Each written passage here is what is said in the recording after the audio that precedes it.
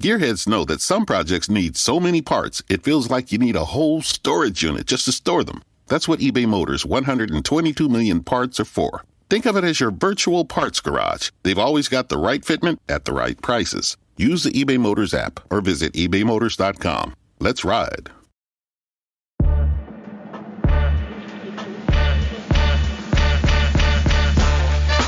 Welcome to the AEW Match Guide podcast, where we deep dive into the best matches in AEW history.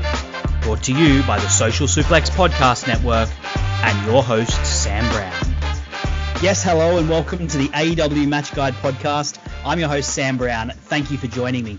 Every week, alongside a special guest, I take an in-depth look at one of the best matches in AEW history, taken from the definitive AEW Match Guide, as ranked by over 30 wrestling commentators from around the internet wrestling community. And you can find that match guide on WrestlingHeadlines.com. If you enjoy the show today, you can subscribe and rate it on a podcast app of your choice, and check out all the other great shows we have on the Social Suplex Podcast Network, covering all aspects of the wrestling world. My guest for today is one of the co-hosts of Keepin It Strong Style, the ace of New Japan podcasts, and he's also the boss man here at Social Suplex, so I better be on my best behavior today. Jeremy Donovan, and we're looking at the Young Bucks versus the Lucha Bros match for the AAA Tag Team Championships at Double or Nothing 2019. How are you going today, Jeremy? I'm doing good, man. Glad to be on, man. It's been a while since we've been on a podcast together, man. Absolutely. And it's great to have you on this new venture that I'm going on. It's great to have a lot of great guests from this network, but, you know, having the boss man in. Do I get a performance review after this or? Yeah, we'll so I'll submit the audio to Rich, and me and Rich will sit down and decide how it went. Okay, tough Marcus.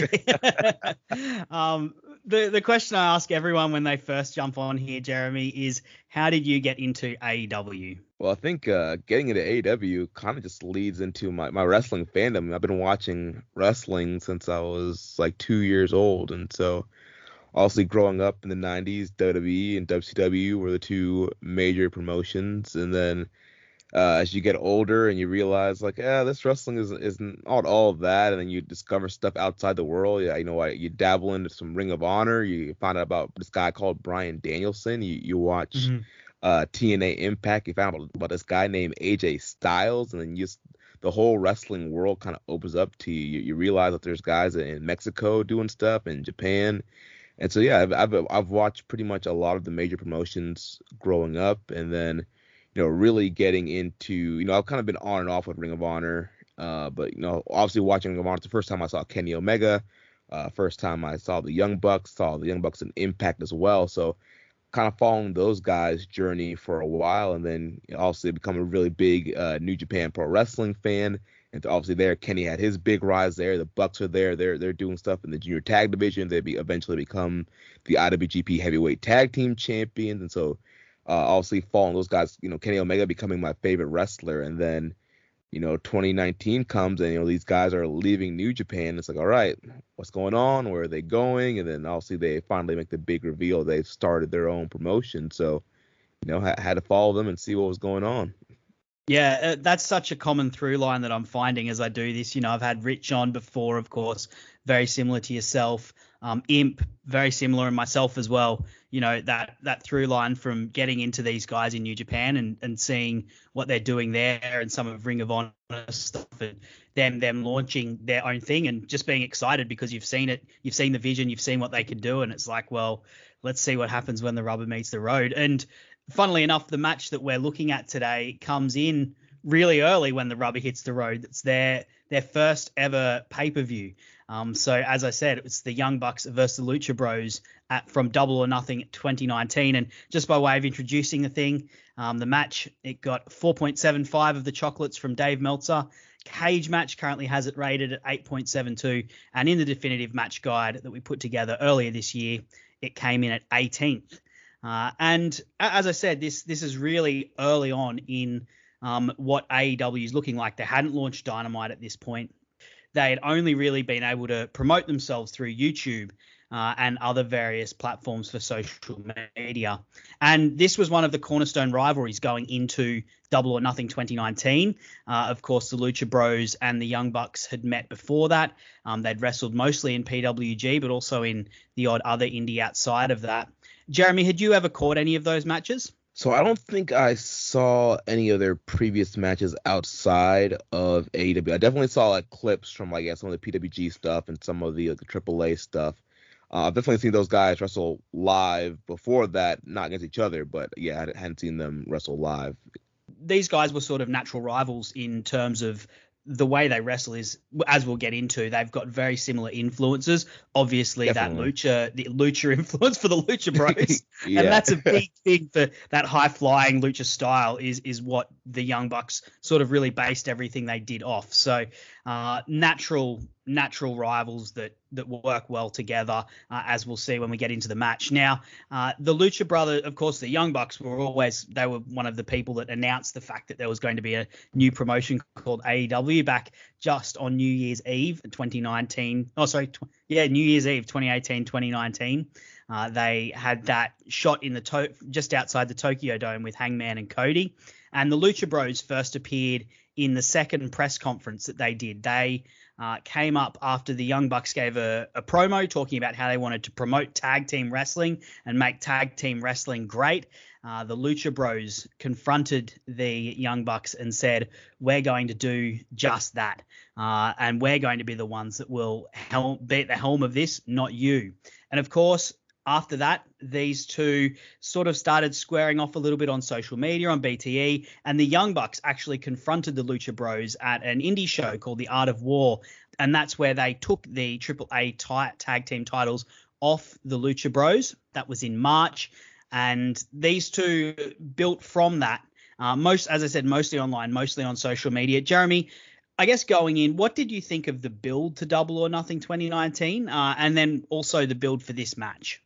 Yeah, so I mean, it's very interesting. Like you mentioned, they had no TV at this point. So literally, they were doing all of this through being the Elite and their YouTube channel, just really getting the message out that way. And I think we really got to stop and think just how impressive that is for this startup company. And even you look back to All In, how they were able to sell out a 10,000 seat building just by the power of YouTube. And now they're getting ready to kickstart this company and launch this big pay-per-view again with just being the Elite and YouTube. And so it's very interesting that they, you find out that diehard AEW fan base, how rabid and diehard and loyal they are. This YouTube audience that they've built up throughout the years was able to follow them through and order these pay-per-views and really get the company kicked off. So I think that's kind of a new kind of approach because, all the industry experts are like, oh, if you don't have TV, there's no way that you can make it, no way you can sell a pay-per-view, you can have a legit wrestling company. And obviously TV is very important, but it's still very impressive at this early stage that these guys were able to use that YouTube platform to launch AEW. And as far as the build to this match, I mean, when you have two great wrestlers, you also don't really need that much of a build. It's, you just market it, two of the best tag teams in the world, and you go to it. So I thought they did a good job of trying to add a little bit of story element to it, adding the AAA tag team titles, which we're actually, seeing now on Dynamite kind of reemerge. And it's so funny how the AAA title kind of just plays into the history of AEW and the Lucha Bros. They kind of, the AAA titles kind of pop in and out at different points in AEW. At one point they're invisible, and then they'll stop bringing them out. Then they'll bring them out again 6 months down the line. Yeah, and it's just a thing with AAA. Obviously their tag team titles, their titles in general are not that important to them. And obviously, the mask versus hair matches are more of a big deal for them than the actual titles. And so they don't really care who's the titles on. And so, they like putting their titles on top, foreigners and to get some buzz and exposure on their brand. So yeah, interesting move here, putting the titles on the Young Bucks so you can set up this rematch with the Lucha Bros. And also, I believe, wasn't that the press conference? Didn't Penta also give Nick or Matt the package pile driver Yep, that's on the correct. stage? Yep. Yeah. Yep. So yeah, yeah, they that had going a with, confrontation that led south. yeah. And one thing too that I forgot about going into this match is that the Young Bucks hadn't really wrestled that much Mm. in 2019. So they had their last Tokyo Dome appearance in January. Then they had that confrontation with the Lucha Bros in the match where they got the AAA belts in March, and then Double or Nothing was like their third match for the Mm. year. So that And also that's in played. May. Mm. Yeah, in May. So yeah, they're off a couple months, and yeah, that really played in the story. It's like, yeah, Young Bucks, they are one of the best in the world, but they've hadn't had matches. And you look at the Lucha Bros, and those guys had literally had a match like 18 hours before in Mexico. And you just look at their 2019, those guys are all over the place. And I was Mania weekend New Orleans in 2018, and just kind of seeing how those guys operate. And in New York 2019, those guys, they would be the openers on one show, and then the main event on another show, and then the openers on another show, and they're literally just like driving from venue to venue, wrestling 3 to 4 matches in a day. So I know those Getting guys that had, check. yeah, those guys had plenty of ring time coming into this match. Yeah, I was actually just about to mention that in the promo beforehand, they do sort of a highlights package of the build-up that's happened on YouTube and on social media and at these conferences.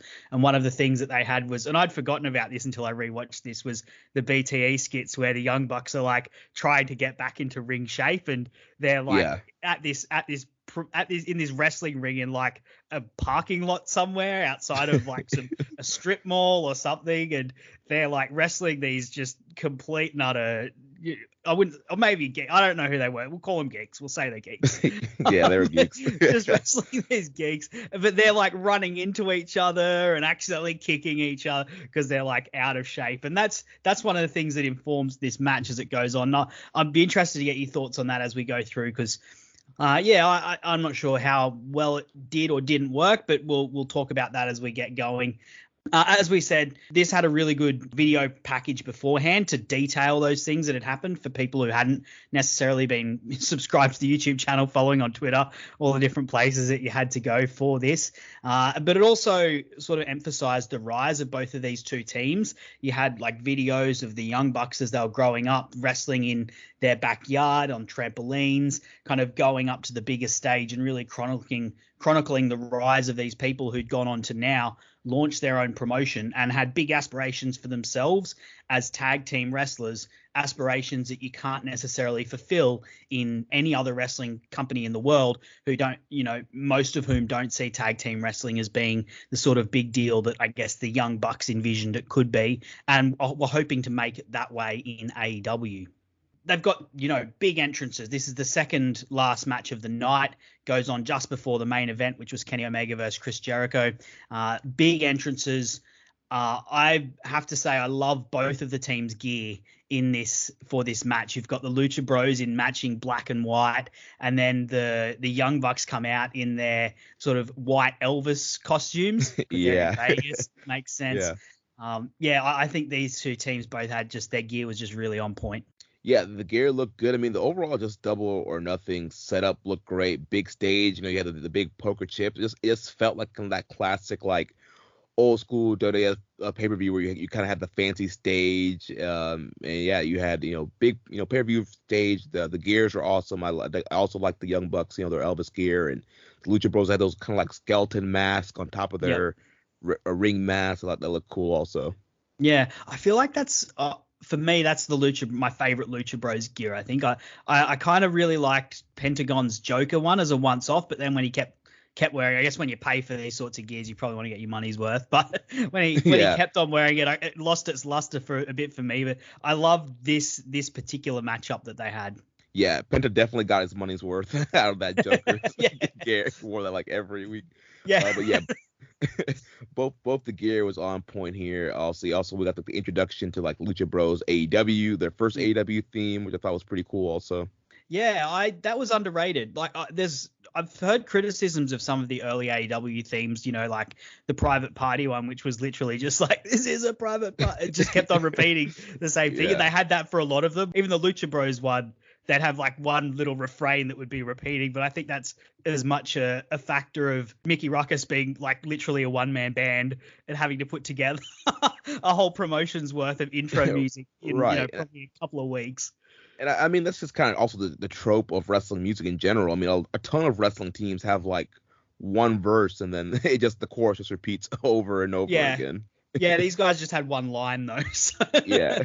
Lucha Bros, Mexicans, Zero Mero, bring it to the ring. Yeah, I don't know. That was one of the ones that worked for me. There were some that didn't, but that was one of the ones that worked for me, I think. Like, and the atmosphere that it set, it was kind of sinister a little bit, and they felt sinister, particularly Penta. He is just a master of body language. And a master of creating an atmosphere, even though he's got a mask on, emoting through the mask, and his demeanor really fit with that sort of more sinister track that had going underneath it, like a bit of a minor key, felt a bit grimy, a bit gritty. I really liked that theme. So yeah, going into the match, the crowd, of course, very, very hot at this stage. They've got, they didn't have a giant following at this point, but a absolute diehard following. Oh, that said, they did sell 100,000 pay-per-views, which is pretty good, as we've said. It was purely built through social media buzz, but really hot crowd, love a hot crowd. And one of the interesting things that they didn't do later on that they did in this match is they had the introduction, but then Rick Knox got on the mic and said to both teams, it was kind of almost like a UFC thing of, we want to have a clean but hard fight. Personally, I'm glad that didn't continue. Did you notice that when you rewatched it? Did that stick out to you? Yeah, that stuck to me as well. Yeah, because they got both teams came to the ring, and Justin Roberts did the ring announcements, and they turned it over to Rick Knox. It's like, almost kind of like that referee from boxing, and like they did it for like Celebrity Deathmatch on like MTV. Yeah. Like, I want a nice clean fight. Let's get it on. Yeah, that's something they do in the UFC all the time. You'll have the two, touch gloves. Right. Yeah. Explain the rules to you in the back. That's it. Want a nice clean fight. And so very interesting approach. So you can kind of see here in the early AEW days, they're still trying to figure out exactly what they want to do, how they want to make themselves different. Also, something that stood out to me right away was Alex Marvez was on commentary with Excalibur and JR, and just like how not great he was. Oh, yeah. Yeah, and weirdly enough, they actually cut to a shot of Tony Schiavone in the crowd just wearing like an Affliction t-shirt or something. And I was like, oh, yeah, he's not part of this deal yet at this point. So, and you could tell Excalibur and JR, are both expert commentators, but are still like working out their flow.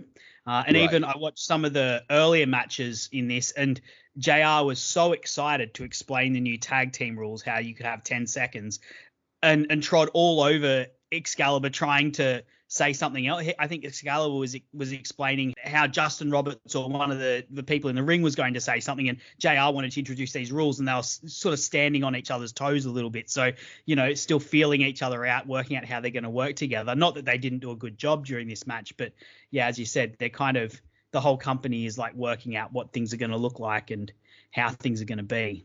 Right, and then you have Marvez just like says random stuff, and like you have like dead silence. He'll say something, and there'll be like a 10-second pause, and then JR or Excalibur will jump back in. Yeah. I think they got him in a good spot now. Backstage the roving backstage commentator. Certainly. The match starts off with Penta and Matt Jackson in the ring. We're not going to go through every move that we've got in the match here. But, Penta, I love this spot that Penta does where he pulls off the glove, flicks it. In this case, he flicks it to Rick Knox, who sort of catches it and like winks at him and shoots a little gun at him. Like, yep, I got you, mate. I like that. And immediately there's the Zero Mero taunt, but Matt Jackson just like doesn't let him finish it off. He catches his hand, and then they start trading moves immediately, and then they tag each other out, and then the other two start trading moves.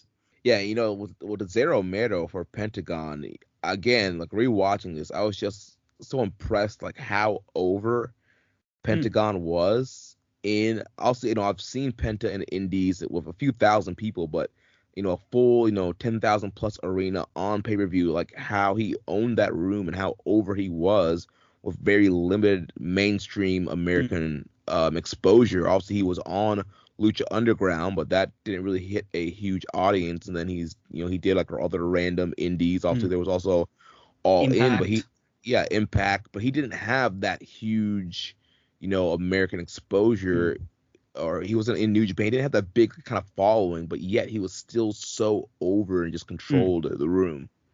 Yeah, certainly for myself, I hadn't seen much of the Lucha Bros together. I'd heard of Phoenix as this like high flyer, but I had some friends who absolutely loved Lucha Underground, and they sent me a few matches over the years. And Penta absolutely stood out as just this guy who had such incredible charisma. And up until I saw him, I'd only really seen luchadors like Rey Mysterio, because I mean most of what I've watched in wrestling was WWE, and literally they have Rey Mysterio and then a bunch of people that they try to just plug into exactly the same role that Rey Mysterio has. And that's no offense to those guys like Kalisto and Sin Cara. You know, they did the best they could, but Pentagon was the first luchador that I saw that was like something completely different, really, and was, you know, this menacing, sinister figure who, you know, was almost like he was out of like a horror film. And the first time I really saw him in a live sense was All In.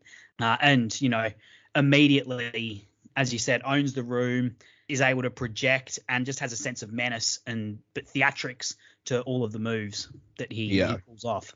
Yeah, so as I said, these guys trade a little bit, but then they switch over to Nick and Phoenix. I really liked that immediately both pairs sort of set up the dichotomy of how they wrestle. You've got Pentagon and Matt, who more power, and Matt definitely does the strength and the technical stuff, the setup stuff.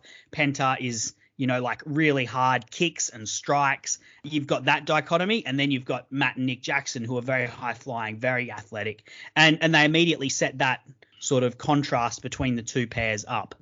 Yeah, I definitely noticed that. Yeah, the older brother, the younger brother kind of paired off, and very similar styles. And also, you know, Nick Jackson and Phoenix, man, when they're doing their exchanges and their sequences, it's just like high flying heaven.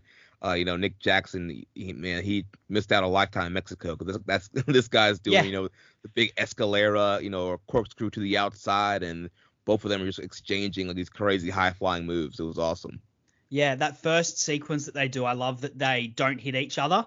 They're just like constantly evading it. That one goes for a big move, the other one does something athletic to evade it, tries for another move, and then they end up double drop kicking each other. And the crowd, of course, when they see this, goes absolutely berserk. And what a great introduction for Phoenix, because as we said, Pentagon introduces himself with just this charisma and theatrics, which, you know, Phoenix is no slouch, but he's not on the same level as Penta with that. But, you know, this is how Phoenix gets over, by immediately just going there and blowing everyone's mind, of being just, whoa, what is this guy doing? And something we also saw like early on in the match, kind of the story that we were talking about earlier with the Young Bucks, you know, not having wrestled that much and kind of being off their game a little bit. And so we did see some like miscommunication very early on in the match, where like they like got bumped into each other, or they were kind of off a step.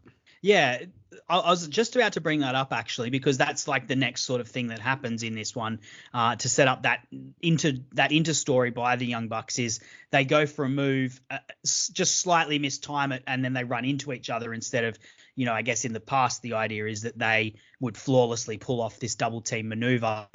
Because they're running at such high speeds and they haven't had much time in the ring, the announcers are saying this is their third match of the year, and the Lucha Bros literally wrestled 18 hours earlier. So, you know, they've got to shake off the ring rust to be able to match it with these guys who are just running hot and fueled up and ready to go, just a purring motor at this point. I'm going to be honest, I found this a tad contrived in the way that it was executed. And the reason was, I liked the idea in concept, but the problem was they're so flawlessly pulling everything else off, and it's just these moves. And when they they're running into each other, and when they go to do it, it doesn't actually look scrappy or like it's it looks like it's meant to happen to me. I don't know if that's just me, and I'd be interested to get your take on it. It felt too contrived for me, this particular subplot, and the way they executed in the ring, and the fact they were able to pull everything else off flawlessly, for it to be something that I bought into as a story. Yeah, I mean, it's definitely, like you mentioned, a good idea, but the execution wasn't that great. I mean, like you're saying, like they're still doing everything else fine. They're doing the more bang for your buck. They're doing all their other signature moves fine. It's just a few key moves where they kind of bumped into each other, and it just looked kind of clunky and awkward. And it's like it didn't come off well. It's like the Young Bucks are one of the best tag teams in the world, and they were only off for a couple months. Like they weren't off for a year or a long layover. And so just to think those guys would all of a sudden just kind of like lose their steam and their momentum and their flow over a couple months off. I don't know. It's just kind of weird. Like you said, everything else they did was fine in the match. They executed everything great. It's just those few spots, and I was like, I get the story, but they're not really sticking with it. Like they should have been more of a struggle. Like they should have been struggling with like everything. They should have been more off timing. There should have been Matt and Nick should have been arguing with each other, being like, "Hey man, you're off. No, you're off a step." And like there should have been a little bit more frustration if they're wanting to tell that story. But at the same time, I'm kind of glad they didn't lean into it because I think it would have hurt the match. That's true. If they had played too much to that story. It's a fine line, and it could definitely it could work. It's a concept that I think could work because, as we said, there's four. They're operating at a really high pace. There's four people in there, and there's two people who are trying to time things perfectly in that situation. It's completely believable that if you've been out of the game for even a couple of months, that maybe a timing might not be off, and it only needs to be off by half a second, and then all of a sudden you're running into one another. But I think part of it was, they're executing everything else flawlessly. The one time I've seen this work was AJ Styles accidentally botched it was at some tournament. I can't remember exactly what it was. I think it might have been Ring of Honor, but he accidentally botched the flying forearm when he went for it. He slipped on the rope, and then the next match when he went to go for it, he slipped again. He intentionally slipped again. And because it was it was a shock and it was done so inelegantly, I bought into it. And then the thing that really sold it was the third time he hesitated because in his mind, he was like, I can't make this. I'm not. It had got into his head. And I didn't see that sort of hesitation or anything from the Bucks at any point, and it didn't feel like a mistake enough for me, if that makes sense. Yeah, and I feel like it was really focused in at the beginning of the match, and you really didn't see much of it throughout the rest. Like they had a little miscommunication at the beginning, and then pretty much from there, they were hitting everything else perfectly. Yeah, and look, we're picking nits here. This is right. We're not, this is a really good match, and we're going to get into that. But I just wanted to pull that out because I don't know. For me, I'd forgotten that was part of this match until I rewatched it, and particularly on the rewatch, it just didn't flow for me. It didn't work for me. The holidays are doubly important this year, so make your celebrations doubly special. At Kroger, we've got a huge selection of high-quality meats on top of fresh, natural produce, like fresh, never-frozen prime-grade beef and our Simple Truth Organic Brussels sprouts, or delicious king crab legs with our Private Selection gourmet potatoes. Whew, had to say that doubly fast. Kroger, fresh for everyone. And now you'll find more ways to save on your favorites. When you download digital coupons, you can use up to 5 times in one transaction. Kroger, fresh for everyone.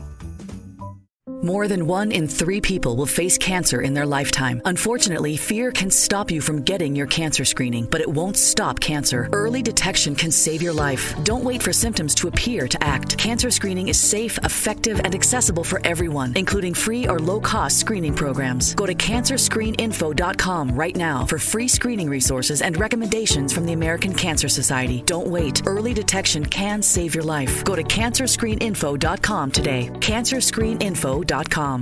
But getting along with what else happened, it was real. This match is really back and forth. I'd say that the Lucha Bros probably had the slight edge in terms of they were getting a little bit more offense in, and that probably actually plays into that idea as well. That I've just said that I didn't buy into that, the Young Bucks are potentially behind their opponents by a step or two, but each of the teams has some great moments. Personally, my favorite one was when the Bucks hit the Motor City Machine Guns finisher, the Made in Detroit, the corner powerbomb slice bread combo. Love that kind of idea of a throwback to these guys that had so influenced them and an integral part to their rise and their belief in tag team wrestling when, as we said, their mission is to make tag team wrestling great. So, of course, they pull out of their back pocket one of the great moves from one of the great teams. Jeremy, was there any particular spots that stood out to you as the match went on? Yeah, also the main Detroit stood out to me because I definitely was a fan of the Young Bucks versus Machine Guns in Impact, and I love the Motor City Machine Guns, and Chris Sabin was one of my favorites in Impact. So yeah, it was kind of cool to get that kind of shout out there. There was a spot where Pentagon did the like pop up destroyer off of Phoenix's back to Matt Jackson on the apron, and then Nick Jackson did a destroyer to Phoenix in the ring. That was another great spot. You had Phoenix. He did the. That was when they started the destroyer escalation in AEW. Yes. Actually, no, that started when Dustin did one, and then these guys were the first people to one up it. Then you had a spot where like Phoenix did like a crazy like springboard, like super Hurricane Rana thing. I think he did to like Nick Jackson. That was pretty cool. He's so because I had that one noted down as well. So like Nick Jackson is on the ropes. He's been crutched on the ropes, and Phoenix, as he goes to jump to the ropes opposite, he does a back heel to him. He kicks him with the back of his foot and then jumps off the ropes across and Hurricanrana's Nick off it. Just insane stuff, as we said. Like Phoenix introducing himself to the world at this point. Right. And then Matt Jackson busting out the locomotion Northern Lights suplex. Was a pretty cool spot. So yeah, tons of great spots in this match. Yeah. I think for me, the thing that makes the Young Bucks matches so good and the thing that makes them so successful is how they escalate matches. Because like there's a lot of teams, and you know we've all been to indie shows where they can pull off these spectacular moves, but it doesn't hit in the same way. And there's lots of people who have all these things in their arsenal but can't build a match like the Young Bucks do. And even though, you know, from the word go, they're still wrestling at a good pace, the way they escalate things and escalate the drama of the match, I think that's like the secret sauce to what makes the Young Bucks so great and what makes their matches hit on a different level to a lot of the other tag teams out there that, as I said, can pull out those sorts of moves. And, you know, as this match really hits its finishing stretch, you get a feel of that escalation and that frenetic energy that's in the ring. Yeah, definitely. And like you mentioned, their pacing, it's just always been so incredible. And you know, they kind of start off like they're still doing cool stuff, but yeah, it's kind of start off slow, and then they kind of build that escalation to you're getting to all the crazy destroyers, the crazy springboard moves, you know, their double sharpshooter stuff, the Made in Detroit, the package pile driver dropkick spot combo move that they did also towards the end. So yeah, it's this kind of slow build, and I think, you know, a lot of people, they see the gifts and they're like, oh, the Young Bucks are just spot monkeys. They just throw out these big moves, but if you watch all their matches, there's always a story and there's always kind of an escalation, like you mentioned, to this kind of crescendo or where they're hitting these big moves. Yeah, I think the ending of this match was sort of signaled by the double destroyer spot that you mentioned earlier. As you said, Penta hits just an insane destroyer on the apron, and then they fall off onto the padding on the outside, and then Phoenix like leaps over the top of the ropes to get Nick. Just, you know, as we've said a few times already, mind-bending stuff. And then I really liked the Young Bucks pull out another tribute, this time to the Lucha Bros. They hit the package pile driver stomp combo on Pentagon. That gets a 2. And then they also pull out El Generico's Brainbuster. Top yes. Yeah, I remember I have that written down also. Yeah, because that move is, you haven't seen that move in a while. Like Sami Zayn used to kill that in Ring of Honor as El Generico, and so yeah, I popped huge that when Matt Jackson did it. It looks so gnarly. It looks like he killed Phoenix. Oh yeah, it's such a brutal looking move. Like just the way they just the sheer drop brainbuster, top rope brainbuster. They just drop him. I don't know how you protect yourself on that one.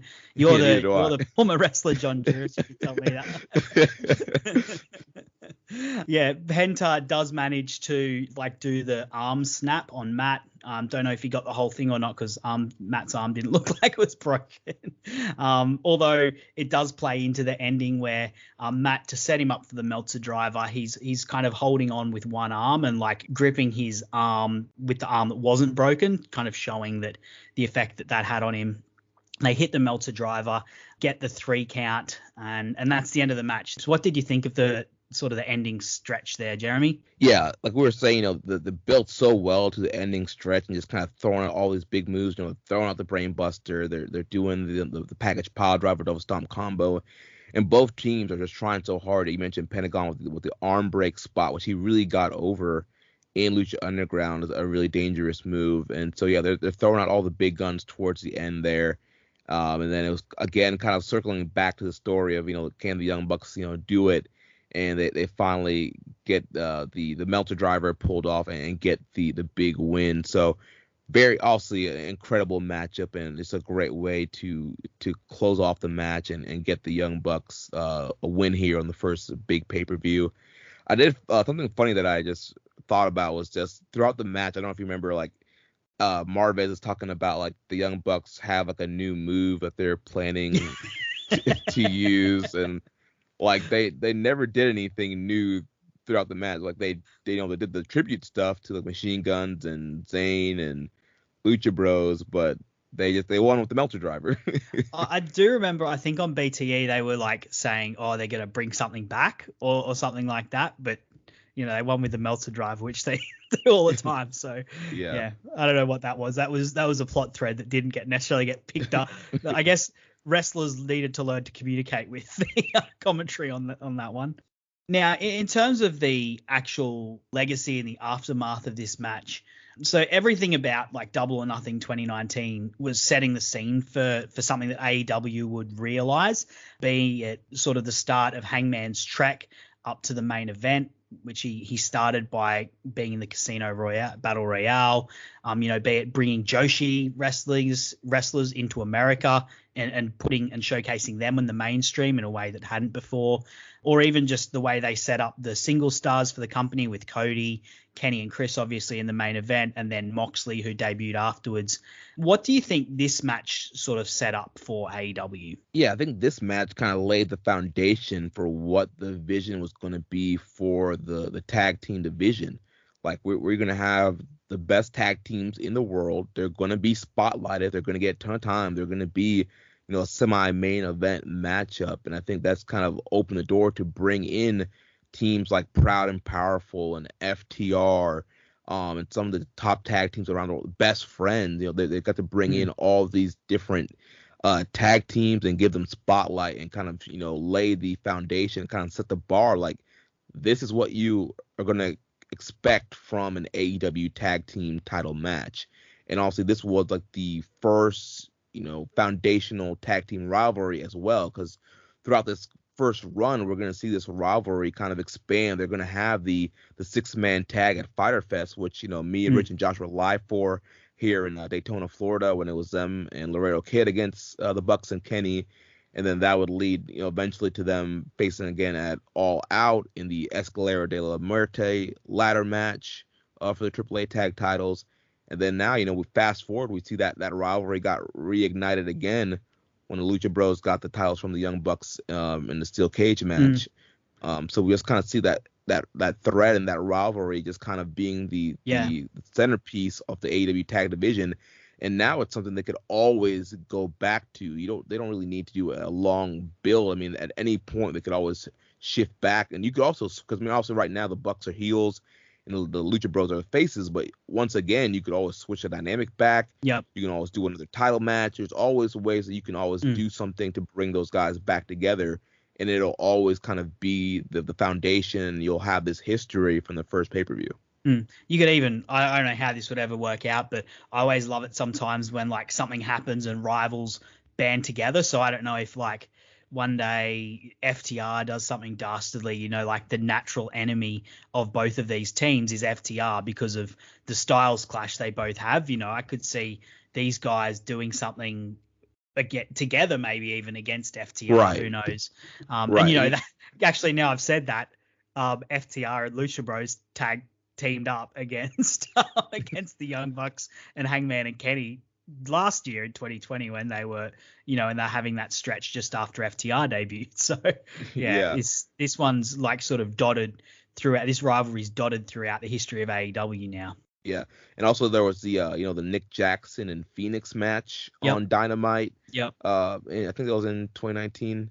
It was 2019. Yep. Yeah, and so again, like you could always do stuff like that. I mean, you could also have you could do like a random thing where like the younger brothers team up against the older brothers. Like there's a ton of stuff that they can still do. That would be very random. That's the most random of them all, I think, Jeremy. I don't know if I'd buy that one, to be honest. Hey, you never know. At some point down in the future, there could be some arguments. And although you did have like all those random matches earlier this year in earlier 2021 where it was like Pentagon and Eddie. And then like Pac and Phoenix against the Young Bucks, but until they actually got to the actual Lucha Bros versus the Young Bucks. And that's something fun they could do for like Dark. I don't know if they would actually do it, but right now on Dark there's a lot of random stuff happening. You have Cody wrestling as Fuego 2, Daniel Bryan's wrestling as Infinito. So like they're doing a lot of random stuff on Dark. So why not do Matt and Penta versus Nick and Phoenix. I think we'll leave those combinations there. I think. In terms of like the other tag team matches that came in the definitive countdown when the voting came in, this was behind obviously the Bucks versus Kenny and Page, which was the top match for the definitive match guide. Came in behind the ladder match, the parking lot fight, and the Bucks versus Eddie and Mox, but it was ahead of Starks and Cage versus Darby and Sting. It was ahead of the Brody Lee tribute match between Hangman, John Silver, and Alex Reynolds versus MJF and Proud and Powerful. And it was also ahead of Arcade Anarchy.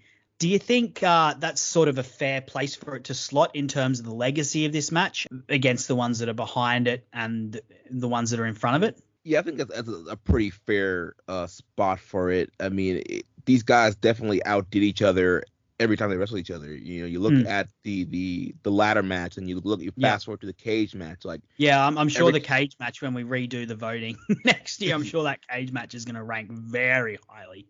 Right. Yeah. It's like every time these guys, they've always kind of went up each other every time we wrestled. So I think it was a good spot for it. Like we mentioned, like there was still like very like nitpicky stuff a while. Like that wasn't probably a full 5-star match for some people with the whole story with the Young Bucks, trying to get their groove back or whatever, and just some small stuff. And so, I mean, it's still one of the best matches in the promotion's history. And like I mentioned, the kind of that foundational tag match, and we saw a lot of teams kind of take that challenge to outdo that match. I feel like it fits in there. The one that stands out to me is the Bucks versus Eddie and Mox. I really like that match, but I do think it benefits a little bit from the voting happening very soon after it happened, and it also being the return of live crowds in terms of the way the crowd was reacting to it.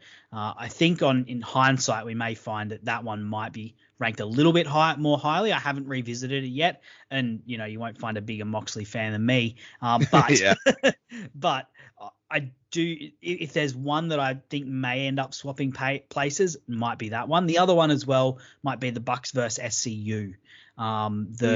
The career-ending match, which is one that slipped under the radar a little bit. It ended up much higher on the match guide list in terms of it was a lower positioned but higher number. And I think on review that one could creep up on us, I think, if anything. But that's for another podcast potentially. And in terms of, as you said, lots of other tag teams sort of grabbed the ball after these guys displayed their wares. One of the things I wanted to bring up just to sort of bring things to a close is that, despite these two teams being the leaders of the division in the pre-Dynamite era, as you said, they went on to have that 6-man match with Kenny and Laredo Kid, and then they also had the ladder match at All Out.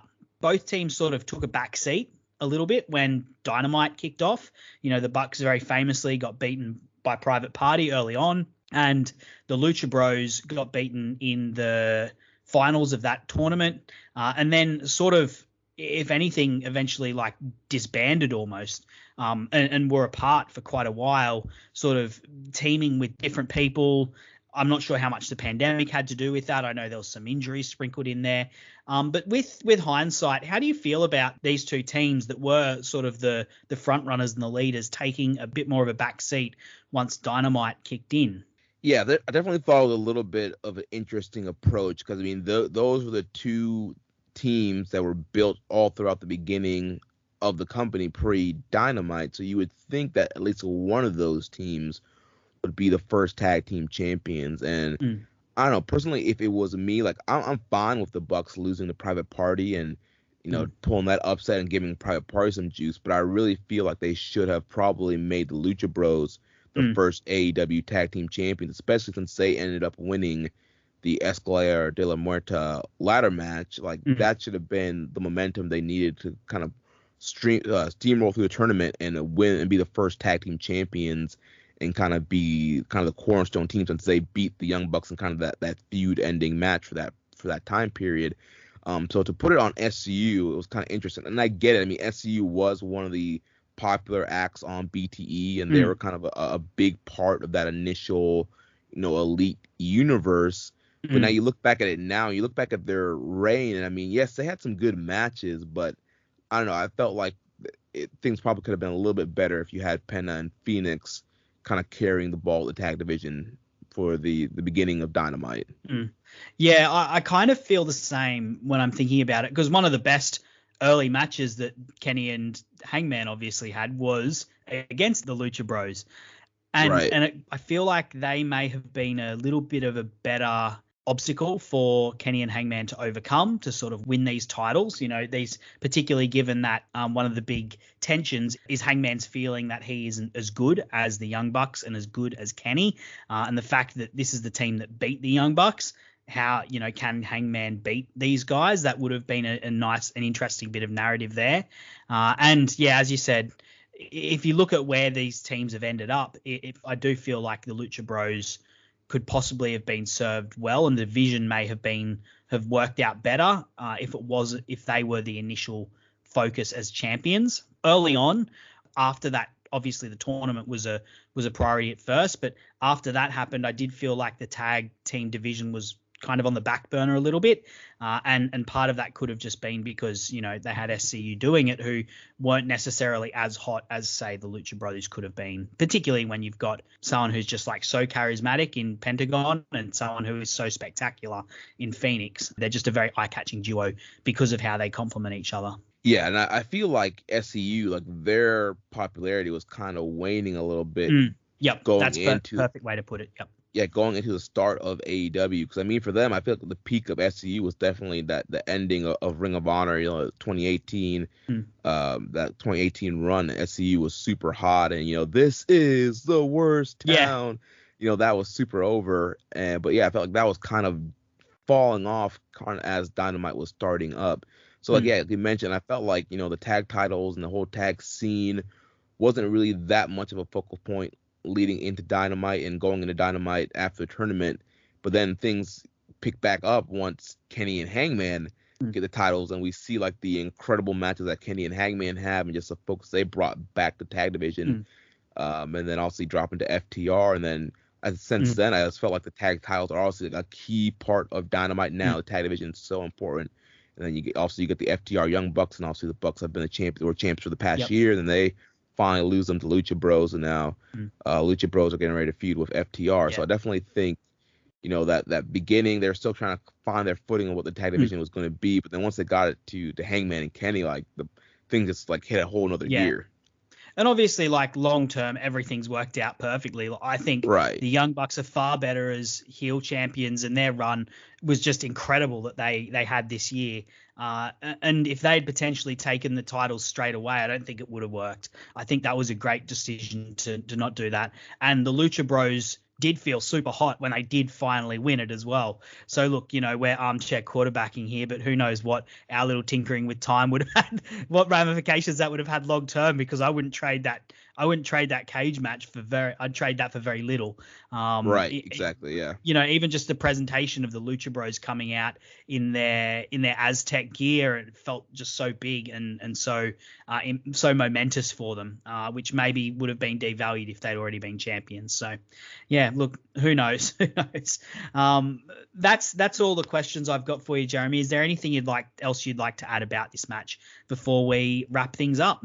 I mean, again, if people are listening to this and they have not watched this match ever, or maybe they haven't watched it in a while, I would definitely say it's worth going back and rewatching and just seeing how awesome this match was and just how this kind of kicked off the tag division, like we said, and also too just the feel of Double or Nothing compared to like how AEW feels now. Like I feel like that show, even though it was still obviously a big pay-per-view and kind of a big, more of a high league promotion type of show, there was definitely a very indie like spirit or feel to that show. 100%. Yep. In that crowd. And obviously the AEW crowds are still awesome today, but there was something about the Double or Nothing crowd and the atmosphere. It felt more similar to All In, which I was able to go to, and like All In is like one of the best crowds best shows I've ever been to. Like there was just something about that atmosphere that was just so different than any show I've ever been to, and I feel like Double or Nothing had the kind of the same vibe. And then as Dynamite and shows get kicked off, I don't know, something shifted and it kind of shifted more into like a mainstream type of feel. But Double or Nothing definitely had that very still kind of indie, us versus the world kind of mindset and field. Yeah, felt like you were part of a movement. I mean, that's what Cody said after All In, right? He said this feels like a movement. And I think, for people who bought into it, such as yourself, such as myself, really, like it did feel like you were traveling along with these guys. And obviously you're not the one wrestling, but it did feel like you were a big part of this, and less so now. Not that being a fan isn't great. Being fair, we've just spent like an hour talking about one match. It's it's great being a fan of AEW at the moment, but I understand what you're saying. It's minorly different, but I think Double or Nothing 2019 is almost prescribed viewing for any potential AEW fan. Like if you've been watching AEW for a few months and really enjoying it, this is something you should definitely go back and watch, because as I said, everything they did in this card was to set things up for what would happen down the line. And it is such a historic moment for the company, even though they are, as we've said, trying to find their feet, they're trying a few things that don't necessarily stick and maybe don't hang on. And you might see a Joshi wrestler there that you never see again, and you're like, oh, isn't that random? Or something Bret Hart shows up and never shows up again. But, it's such an important landmark with, as you said, the success of it. Even though they only built it on social media, essentially on their YouTube channel and on the Being the Elite YouTube channel, Twitter, obviously, and what they could do outside of that, but mostly it was social media built, and they sold 100,000 pay-per-views, and they sold out a 10,000 seat arena for a second time. Like an incredible success for the company, and not something that people thought could happen. Like the joke that kicked all of this whole thing off was Dave Meltzer, like the people that everyone thinks is the great shill and the great cheerleader. Him saying that it'd be impossible for any company that isn't WWE to sell 10,000 tickets in North America. And Cody saying, I'll take you up on that bet, and doing it twice. Like, it was an unprecedented success, and it's definitely something that's worth watching and going back to see. Yeah, and it's also just worth watching too, because AEW rewards their fan bases for sticking around the long haul. Like they reward you for being a long-time viewer. Like we mentioned, there's a lot of stuff set up on this show that if you watch this and then you look forward, there's a lot of stuff that'll set up. And like the Young Bucks Lucha Bros feud that just happened, I feel is definitely enhanced for the longtime viewer who saw this initial feud. Yeah, 100%. Absolutely. Definitely go back and catch this match if you haven't. I feel like I say that at the end of every single episode. I have to put that on the banned phrases list for here at AEW Match Guide. Can't say that here, pal. Anyway, Jeremy, tell the good people where they can find you. Yeah, so you guys can follow me on Twitter at Jeremy L. Donovan. Like Sam said in the beginning of the show, I am one half of Keeping It Strong Style. You can follow that at KI Strong Style on Twitter, and you can find us every week on the Social Suplex Podcast Network. Keeping It Strong Style drops late Tuesday night, early Wednesday morning Eastern time. We're covering obviously everything in the world of New Japan Pro Wrestling. Not sure when this episode will be coming out, but we'll probably be maybe into Wrestle Kingdom season, so obviously A lot of great stuff to fall. We got 3 Wrestle Kingdom shows this year, so we'll be doing a ton of previews and getting hyped up for that. Yeah, if my schedule is right, Wrestle Kingdom is like just around the corner. It's about 2 weeks away, so definitely Nice. jump on that.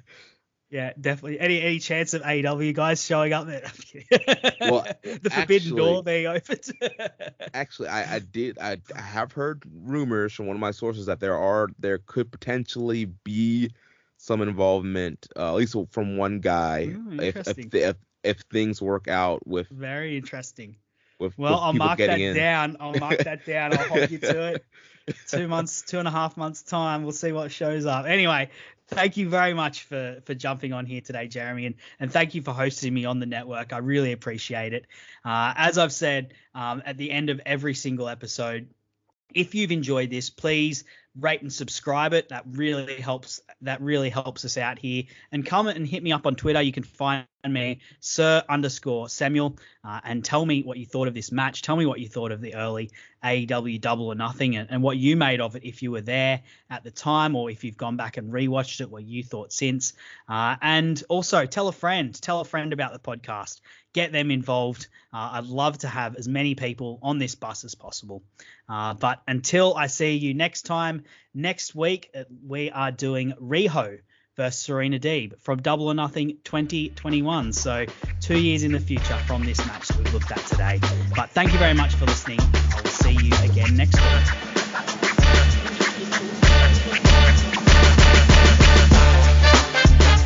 Thanks for listening to the AEW Match Guide podcast. If you enjoyed the show, then you can subscribe on the podcast app of your choice so you never miss an episode. Also, feel free to let me know on Twitter at Sir_Samuel. I'd love to hear from you. The AEW Match Guide podcast is brought to you by the Social Suplex Podcast Network, where you can find many other fantastic podcasts discussing not just AEW, but all parts of the world of professional wrestling. Looking forward to seeing you again next week. I'm Sam Brown.